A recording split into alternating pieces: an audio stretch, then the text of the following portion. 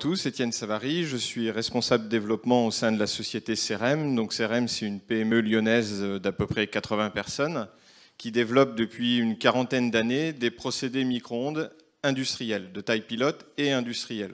On verra quelques exemples ensuite.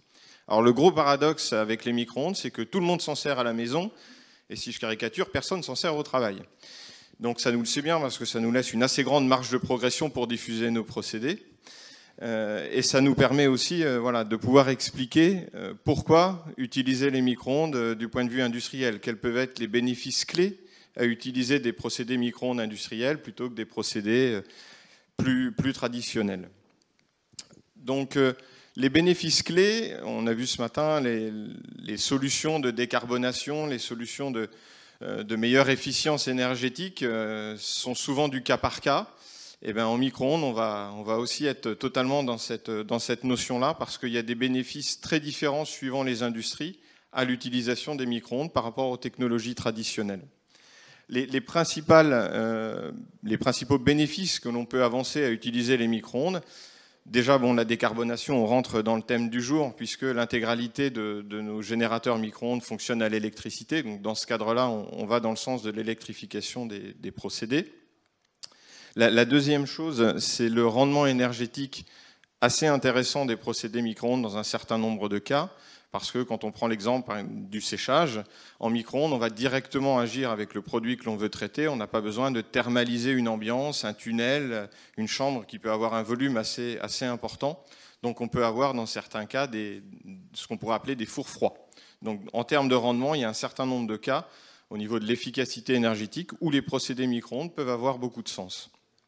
Et les autres avantages à utiliser les micro-ondes sont plus spécifiques là à la technologie micro-ondes, c'est-à-dire c'est les effets d'interaction micro-ondes produit.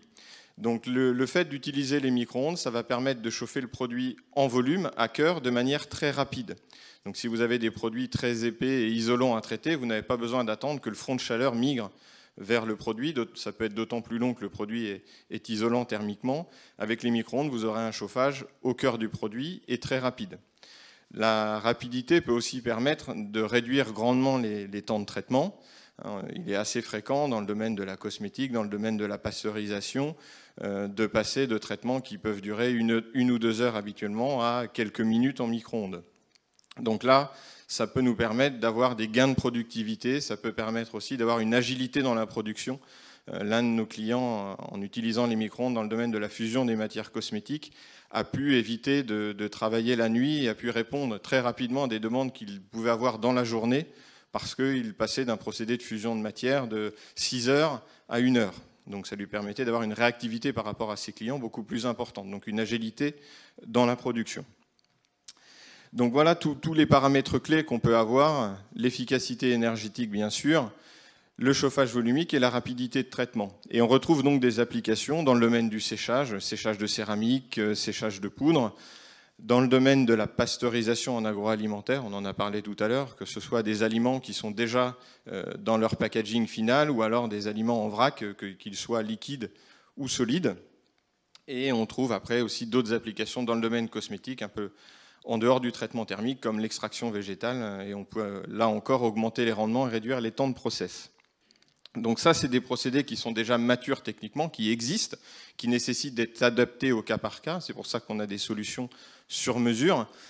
Et il y a aussi, à côté de ça, des projets, je l'ai mis sur la partie droite de la diapositive, des projets R&D avec lesquels on travaille notamment avec l'ADEME, que je remercie au passage de nous financer sur ce projet de traitement des COV par micro-ondes. Donc là, le but, c'est d'avoir des solutions électriques de traitement des COV à la place de solutions qui sont généralement des oxydateurs thermiques au gaz. Donc on rentre pleinement dans l'électrification des procédés et en plus d'avoir des procédés qui peuvent s'adapter ligne par ligne de production et non pas d'avoir un seul oxydateur thermique qui soit derrière l'usine et qui fonctionne 24/24, même si la nuit, l'usine est à 10% de sa production.